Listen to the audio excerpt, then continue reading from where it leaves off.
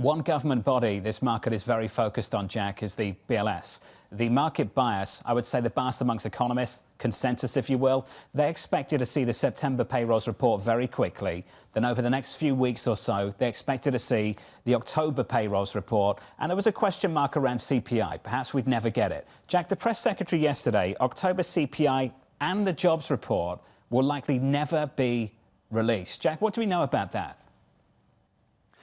That is one area where there's a lot of latitude given to the White House. This is a shutdown that has tested the limits of how many decisions the executive branch can make on its own. And the details of pushing President Trump to release BLS data, economic data overall, was not written into this measure to fund the government. This is an area where there's a lot of latitude, and there are, in a legal capacity, not a lot of people pushing the president to release more data. There may be pressure to release more data. There's a lot of interest in it. But this is one area where, over a 6-week shutdown, the president has to make decisions and gets to make a lot of decisions about how he manages things. So people who are frustrated with that in a legal sense may be out of luck, because there's no directive from Congress telling him what he has to do.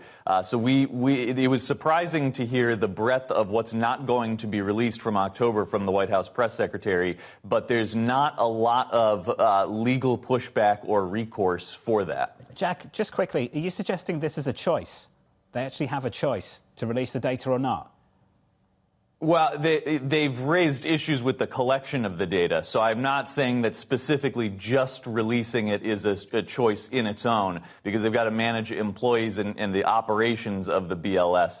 But this is a matter of latitude for the executive branch, where there's not a law saying during the shutdown, here's exactly what you have to do. It's a choice that I think has played out over 6 weeks, and not just a choice on its own, whether to release data that they feel is proper. The description from the White House is they have had issues putting this together during the limitations they faced during the shutdown.